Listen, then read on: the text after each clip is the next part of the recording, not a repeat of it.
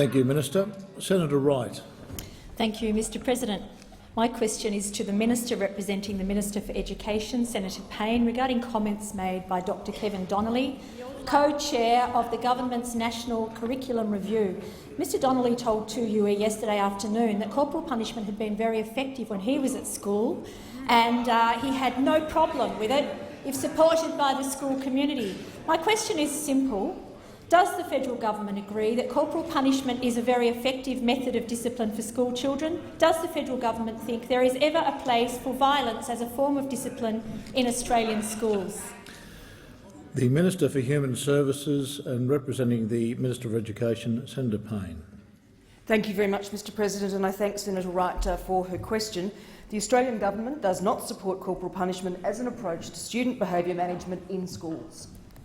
Senator Wright, a supplementary question. Mr President, yes. Well, given that answer, which is unequivocal, and I'm pleased to hear it, will the Abbott government now acknowledge Education Minister Christopher Pyne made a serious error of judgment in appointing Dr Donnelly to the Curriculum Review Panel and terminate his employment?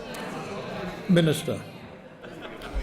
Thank you, Mr President. I absolutely do not accept the premise in Senator Wright's question in relation to the matter that she's raised about Mr Donnelly. I've made the government's position on corporal punishment very clear. I can also add that the issue of corporal punishment is not and would not be part of terms of reference for any Commonwealth inquiry, and the government is absolutely resolute in indicating that all students should have access to high-quality education that is delivered in safe, supportive and respectful environments. All Ministers for Education have endorsed the National Safe Schools Framework, which advocates positive, whole-of-school approaches to student wellbeing and behaviour management. Thank you, Minister. Senator Wright, a final supplementary question. Yes. In spite of the minister's answer, the fact is that the federal government has given Dr Donnelly a very powerful platform and a degree of legitimacy to advance his many unorthodox views and to shape the Australian curriculum. Order on my right. Order. Order. Senator Wright, you have the call. If there is clearly no place for assault in Australian schools, why will Mr Pyne not sack Dr Donnelly? Minister. Thank you very much, Mr President. I think it's fair to say that a perspective on unorthodox views is possibly in the eye of the beholder. I would say that to Senator Wright as a member of the Australian Greens, but— Order, Senator Collins. Order. Order on my right. Order. Senator Payne, you have the call. Senator Payne, you have the call. I simply wish, Mr President, to reinforce my initial response to Senator Wright, which was that the Australian government does not support corporal punishment as an approach to student behaviour management in schools. Thank you, Minister.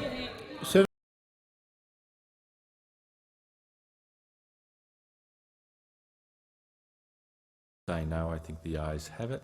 Senator Wright. Yes, thank you, Mr Deputy President. I rise to take note of the answers from Minister Payne on behalf of the Education Minister in relation to Dr Kevin Donnelly's comments about corporal punishment that were made yesterday. The Australian Greens have always said that Dr Donnelly's radical views have made him completely inappropriate to be reviewing what Australian kids will be taught in modern Australia. Everyone is entitled to their views, but it doesn't mean that you are entitled to be prosecuting those particular views when you are in a position of responsibility and authority and overseeing a curriculum which will be rolled out to children across Australia. Dr Kevin Donnelly was handpicked by Education Minister Pyne to oversee the review of the Australian curriculum, and his lack of independence, his singular and intemperate views on, for instance, the role of politically correct teaching of multiculturalism in the riots at Cronulla, the violence there, his views, his disparaging comments about the teaching of sex education and the way that students with same-sex attraction are dealt with in schools, and the fact that sex education might actually acknowledge the humanity and equality of same-sex attracted students. and his suggestion that the current Australian curriculum, compiled after years of work and consultation from experts across Australia, can be described as left-wing, Marxist and politically correct. All those comments, which were on the record before his appointment, pointed to what a completely inappropriate person he is to be independently and dispassionately overseeing the Australian curriculum. That's why the Australian Senate in February agreed to call for Dr Donnelly and his co-reviewer, Mr Ken Wiltshire, to be replaced by independent experts, as has indeed been the practice previously in these kinds of appointments. And now we have Dr Donnelly reflecting fondly, somewhat, on the very effective role of corporal punishment when he was at school. I'm imagining that he was at school in the years when I was at school, in the 1960s and perhaps the 1970s. He also has, in his comments yesterday, endorsed the use of corporal punishment if a school community is in favour of it and it is done properly, whatever that means, and one wonders if in fact that might mean so that you don't see the bruises. These comments belong, Mr Deputy President, to another century. They are so outdated, indeed they are actually radical. First, I think we need to make it very clear that it is absolutely not okay to assault children in Australia's schools. Thank goodness we have moved beyond those values and those ideas. And secondly, there is no evidence that threatening or hurting children will actually work to make them behave better.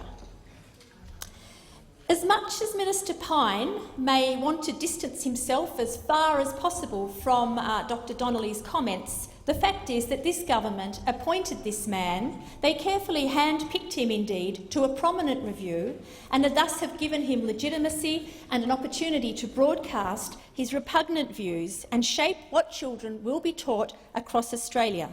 They've claimed he's an education expert fit to review what our children learn. They have looked at his opinions on how schools and looked for his opinions on how schools should teach. They cannot make the excuse that they don't accept his views on school discipline. The answers that the Senate has received today from the minister representing the Education Minister are clearly inadequate. This government has given Dr Donnelly his status, his credibility. They should remove him from his position because there is no place for violence in our schools. Every Australian child has a right to be safe at school. Indeed, as someone commented to me today, any adult in Australia who advocates or who endorses violence against children is not only not fit to hold their job, but is not fit to oversee a review of education practice and the curriculum. Appointing Dr Donnelly shows a serious lack of judgment on the part of Minister Pyne. Right from the start it was clear that it was a partisan ideological appointment. But it's now very clear just what an inappropriate appointment it was. Minister Pyne should take responsibility for this mistake and end Dr Donnelly's contract immediately.